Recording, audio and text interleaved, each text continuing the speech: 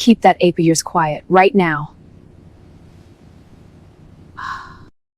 The business class cabin of Horizon Airlines Flight 402 was a silent world of luxury. Zora Vance leaned back into her leather seat, her obsidian skin glowing under the reading light. In her arms, 6-month-old Eli whimpered as his ears struggled with the descent. Zora moved with practiced grace, adjusting her silk wrap to nurse him. It was a moment of pure humanity in a room of high-stakes travelers. The piece ended with a sharp, stinging crack. Zora's head snapped to the side, her vision blurring. Her cheek burned. A flight attendant had slapped her. Brooke Whitman stood over her, blonde hair pinned in a tight bun. Her eyes were cold with vitriol. "This is business class," Brooke hissed. "Not a nursery. Your presence is an inconvenience to passengers who paid for a premium experience. Keep that child quiet, or I'll have you removed like trash." Zora's fingers touched the rising welt. "You hit me," she whispered. "I gave you a wake-up call," Brooke retorted, smoothing her uniform. She leaned down, her breath smelling of malice. "And remember, it's my word against yours. I've been here 10 years. You're just a statistic.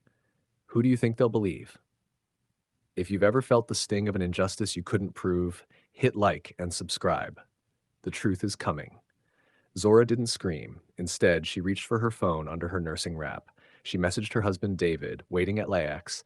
"David, help. A flight attendant slapped me. She's threatening me. Call the police. Have them at the gate. I'm filing charges."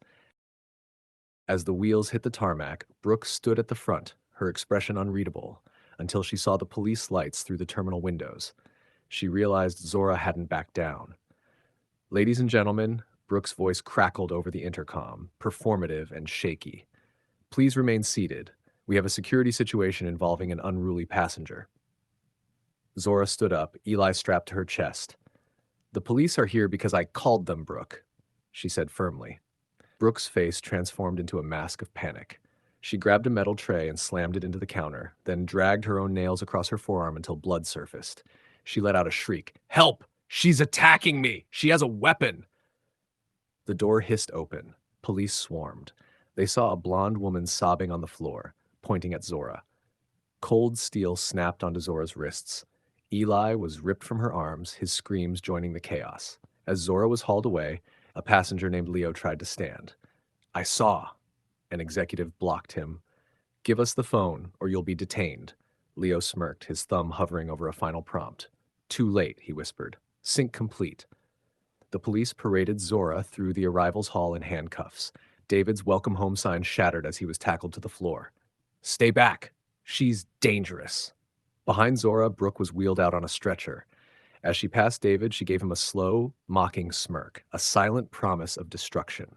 Because the arrest involved felony assault, CPS took Eli into emergency custody. For the next 72 hours, David lived in a bureaucratic hell, pleading with social workers. Meanwhile, the airline released a curated video to the media. Their reps stood before microphones. "We are saddened by this violence. Our concern is for the infant who was used as a shield." Zora sat in a cell, her heart shattering, while the world branded her a monster. The courtroom was a circus. Brooke Whitman sat in the witness stand, wearing a neck brace and a modest dress. "I just wanted the baby to be safe," she whimpered. Judge Reeves looked at Zora with disdain. "The airline has provided footage of you standing aggressively. Unless you have something else, I am prepared to remand you." "We do, Your Honor," Zora's lawyer interrupted. The doors swung open. David walked in with Eli, followed by Leo. "The airline took my phone," Leo told the court, plugging a laptop into the evidence bay. "But I'm a software engineer. The moment the plane landed, that footage synced to my private cloud. They couldn't touch the server." The lights dimmed. The screen flickered. The courtroom went dead silent. The slap was loud. Brooke's sneer was clear. Then the final blow. The footage showed Brooke mutilating her own arm with the tray while laughing. Brooke's face went ghostly white. She tried to stand, but the bailiffs were already moving. "Order!" the judge thundered, his face red. "Arrest that woman immediately for perjury and felony assault." The shift was total. The handcuffs were removed from Zora and snapped onto Brooke Whitman, who was dragged out screaming. The verdict: Brooke Whitman, sentenced to 5 years in state prison. Horizon Airlines, hit with a $50 million judgment for evidence tampering.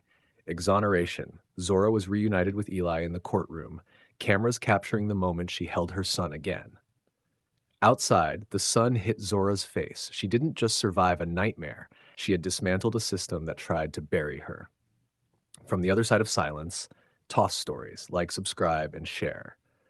Because the truth is the only thing they can't delete.